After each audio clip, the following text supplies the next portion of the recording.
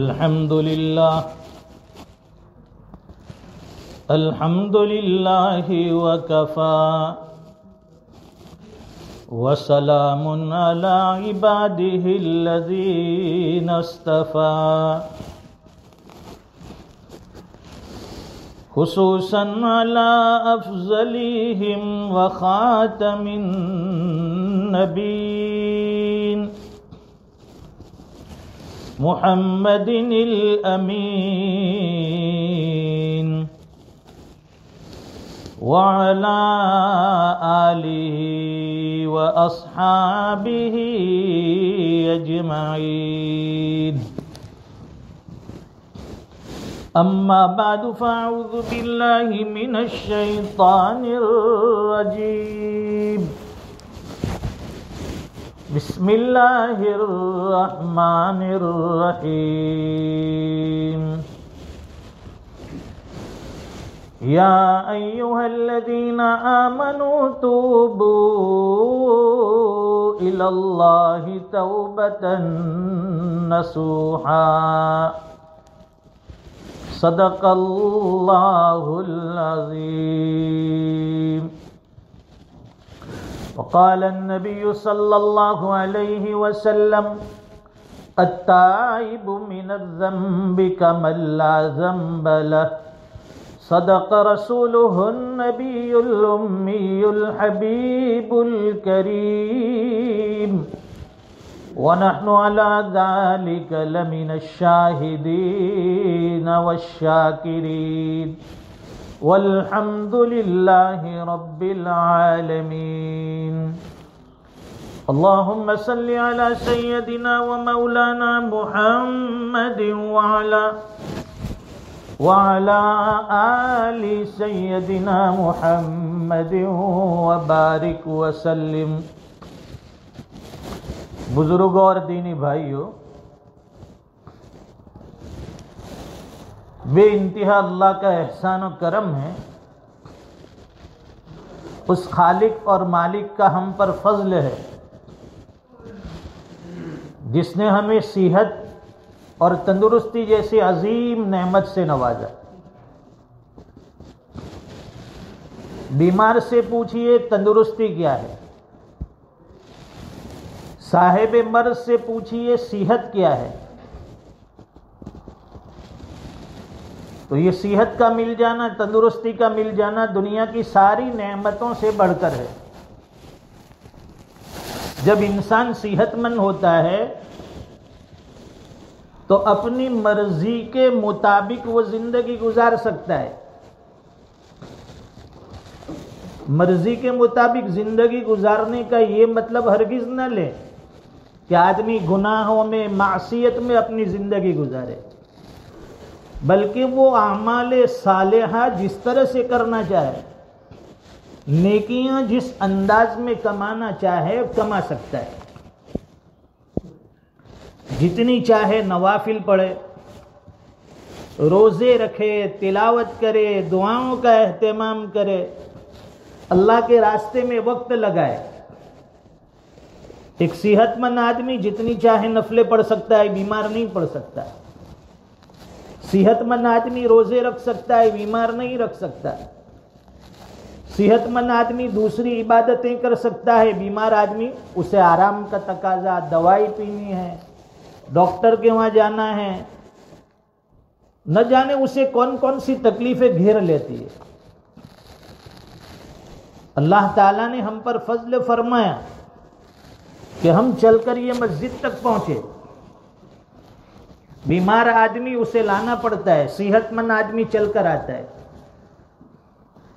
نعمتوں سے گھرے ہوئے ہیں، لیکن جتنی زیادہ ہم پر نعمتیں ہیں اتنی زیادہ نافرمانی ہم کرتے ہیں. جتنی زیادہ اللہ تعالی ہم پر نعمتوں کی برکھا برساتے ہیں اتنی زیادہ ہم لوگ بغاوت پر اتر آتے ہیں. حضور پاک صلی اللہ علیہ وسلم نے ہمیں ایمانی زندگی بتلائی، اسلامی زندگی بتلائی، زندگی گزارنے کے طور و طریق بتائیں کہ ایک ایمان والا صبح کس انداز میں کرتا ہے اس کی شام کس انداز میں ہوتی ہے. وہ جاگتا ہے اللہ کے نام پر جاگتا ہے، سوتا ہے اللہ کے نام پر سوتا ہے. اس کا ہر عمل، اس کا ہر کام اللہ کے نام سے شروع ہوتا ہے، اللہ کے نام پر ختم ہوتا ہے. وہ اپنی مرضی سے کچھ نہیں کرتا، اللہ کی مرضی کے تابع ہر چیز کر دیتا ہے. اپنے آپ کو دین کے حوالے کرتا ہے، شریعت کے حوالے کرتا ہے، احکام خداوندی کے حوالے کر دیتا ہے. اور جو آدمی منمانی زندگی گزارتا ہے، دنیا بھی خسارے میں، آخرت بھی خسارے میں. اس لیے فرمایا کہ آدمی نیکی اگرچہ کم کرے لیکن گناہوں سے اپنے آپ کو بچانا یہ سب سے بڑی نیکی ہے. آنے والا مبارک مہینہ ماہ سیام، ماہ قیام کتنا انوار و برکات کو لے کر آتا ہے. گرے سے گرا مسلمان کتنا بھی گناہ گار ہوگا لیکن وہ بھی اس ماہ مبارک کا اور رمضان کا استقبال کرتا ہے، ادب احترام کرتا ہے. اس کی بھی کوشش یہی ہے کہ اس مہینے کو میں اس انداز میں گزاروں کہ میری نیکیاں اللہ کے دربار میں پہنچے، میرا رب مجھ سے راضی ہو جائے. کمزور ایمان والے کی بھی چاہت یہی ہے کہ میں رمضان میں روزے رکھوں گا، تراویح پڑھوں گا، تلاوت کروں گا. جذبہ ہر مسلمان کا ہوتا ہے لیکن اس کے ساتھ نفس اور شیطان لگا ہے. اور موجودہ دور میں تو یہ کہا کرتا ہوں کہ نفس اور شیطان سے بھی زیادہ ڈرنے کی ضرورت اپنے فنٹوس دوستوں سے دور رہنا. ہمارے جوانوں کا فرینڈ سرکل اتنا بگڑا ہوا ہے. ہم یہ نہیں کہتے کہ ہماری اولاد اچھی ہے اور سامنے والے کی اولاد بگڑی ہے، بلکہ سب لوگ حصے دار ہے، برابر ہے. اور یہ فرینڈ سرکل اتنے آزاد ہو گئے ہیں، نہ ماں باپ کا سنتے ہیں نہ ماں کا سنتے، اپنی مرضی سے جہاں چاہتے جاتے ہیں، جو چاہتے ہیں کرتے ہیں. عیاشی والی زندگی، معصیتوں والی زندگی. اس لیے فرمائے کہ اپنی اولاد پر کڑی نگرانی رکھے. وَذَكِّرْ فَإِنَّ الذِّكْرَى تَنفَعُ الْمُؤْمِنِينَ. مومن کا کام ہے نصیحت کرنا. ہم اپنی اولاد کو بھی نصیحت کریں گے، اپنے اہل و عیال کو نصیحت کریں گے، اپنے پڑوسیوں کو نصیحت کریں گے، رشتہ داروں کو نصیحت کریں گے، اہل محلہ کو نصیحت کریں گے، مسجد سے نصیحت کریں گے، دعوت و تبلیغ کے ذریعے نصیحت کریں گے. امت کا سب سے بڑا کام نصیحت کرنا. ہم نصیحت کر سکتے ہیں، حاکم نہیں ہیں کہ ہم اپنے حکم کے زور پر اس کو عمل کروائے. بس نصیحت کرتے جاؤ. جس طرح سے نل کے اندر سے پانی کا قطرہ جو ٹپکتا ہے نیچے زمین پر گرتا ہے، پتھر پر گرتا ہے.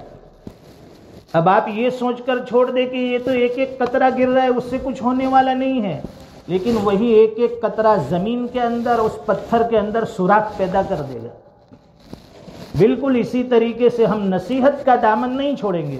ہماری اولاد کتنی بھی بگڑی ہو، کتنی بھی راستے سے ہٹ گئی ہو، لیکن روزانہ اس کو نصیحت کیجیے پیارے انداز میں، پیار بھرے انداز میں. ڈانٹ ٹپٹ سے کام نہیں چلے گا. موجودہ دور میں اسے بیٹا بیٹا کریں گے. پیار بھرے انداز میں، محبت کے انداز میں اپنی اولاد کو سمجھاتے رہے.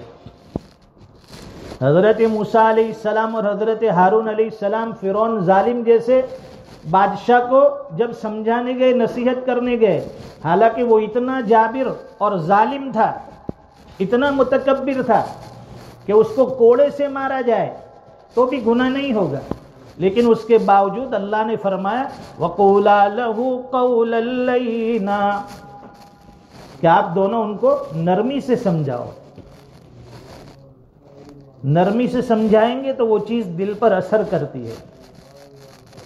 اس لیے یہ نرم انداز، دعوت و تبلیغ میں بھی نرم انداز اختیار کیا جائے. واعظ و تقریر میں بھی نرم انداز، ہمیشہ انذار نہیں ہونا چاہیے، ڈرانے کی بات، جہنم میں جاؤ گے، گوتے کھاؤ گے، فلاں عذاب ہوگا، فلاں عذاب ہوگا، نہیں، بلکہ جوانوں کو ترغیب دیجئے، جنت کی باتیں سنائیے، ایسی ایسی حوریں ملے گی۔ حور کا نام سن کر تو ہمارا جوان ماشاءاللہ بہت خوش ہو جاتا ہے کہ دنیا میں تو نہیں ملی، کم سے کم آخرت میں تو مل جائے۔ جنت میں حوریں ملے گی، اس کے خواہشمند جوان کیا بوڑھے سب سے زیادہ ہوتے کہ چلو دنیا میں تو اس سے پیچھا چھوٹا بڈھی سے، اب جنت میں تو حوروں کے ساتھ مزے اڑائیں گے، لیکن یہ بڈھی وہاں بھی ساتھ چھوڑنے والی نہیں ہے، وہ وہاں بھی ساتھ میں ہوگی۔ قرآن کریم میں اللہ فرماتے یا ایھا الذین آمنوا توبوا الی اللہ توبۃ نصوحا، اے ایمان والو اللہ کی طرف سچی توبہ کرو، ایسی توبہ کرو جس کے بعد گناہ کی طرف لوٹنا نہ ہو، ایسی توبہ کرو جس کے بعد رب کو راضی کرنا ہو، ناراض نہ کرنا ہو، ایسی توبہ کرو جس کے بعد معصیت کا دامن چھوڑنا ہو، ایسی توبہ کرو جس کے بعد اپنی آخرت کو بنانا ہو، راہ راست پر آنا ہو، نیکیوں کا دامن نہ چھوڑنا ہو۔ توبۃ نصوحا، سچی توبہ کر لو۔ سچی توبہ کا مطلب یہی ہے کہ اب لوٹ کر گناہوں کی طرف نہیں جانا ہے۔ ایک آدمی جو دلدل سے نکلا ہو، کیچڑ سے نکلا ہو، وہ کبھی لوٹ کر دوبارہ اس کی طرف جاتا نہیں ہے، اس کی آرزو تمنا بھی نہیں ہوتی میں لوٹ کر جاؤں۔ یہ گناہوں کا دلدل ہے، یہ معصیت کا کیچڑ ہے، اس کی طرف ہمیں لوٹ کر نہیں جانا ہے۔ یہ نیکیوں کا مخمل بچھا ہے، آنے والا مہینہ نیکیوں کا سیزن ہے۔ اللہ کی طرف سے ہمارے لیے روزانہ جنت سجائی جائے گی، ایمان والوں کے لیے جنت ڈیکوریٹ کی جائے گی۔ جنت ایک تو حسین اور خوبصورت ہے، اور پھر ایمان والوں کے لیے رمضان میں اور بھی اس کو ڈیکوریٹ کیا جاتا ہے، سجایا جاتا ہے۔ اور جنت کا ملنا اور جنت کا مستحق بننا رمضان میں سب سے زیادہ آسان ہے۔ نیکیوں کا ویلیو بڑھ جاتا ہے، نیکیوں کی قیمت بڑھ جاتی ہے، ہمارا ویزش ہائی ہو جاتا ہے، ہماری سیلری بڑھ جاتی ہے۔ قرآن کریم کی تلاوت پر عام دنوں میں جو نیکی، رمضان میں بڑھ چڑھ کر، نمازوں میں جو نیکی عام دنوں میں، رمضان میں بڑھ چڑھ کر، روزہ عام دنوں میں رکھیں گے، رمضان میں اور بڑھ کر، ہر چیز کی ویلیو اور قدر و قیمت رمضان میں بڑھ جاتی ہے۔ اس لیے اپنے آپ کو تیار کرو، اپنے آپ کو اس قابل بناؤ کہ آنے والا یہ مہینہ اللہ کی رضا کا مہینہ بن جائے، ہمارے لیے زندگی میں انقلاب کا مہینہ بن جائے، ہمارے لیے اپنے رب کو راضی کرنے والا مہینہ بن جائے۔ اللہ تعالی ہم سب کو نیکیوں والی زندگی گزارنے کی توفیق عطا فرمائیں۔ جو معصیتیں ہوئی ہے، لغزشیں ہوئی ہے، اللہ تعالی اس سے سچی توبہ نصیب فرمائیں۔ وآخر دعوانا ان الحمد للہ رب العالمین۔ سنتیں پڑھ لی۔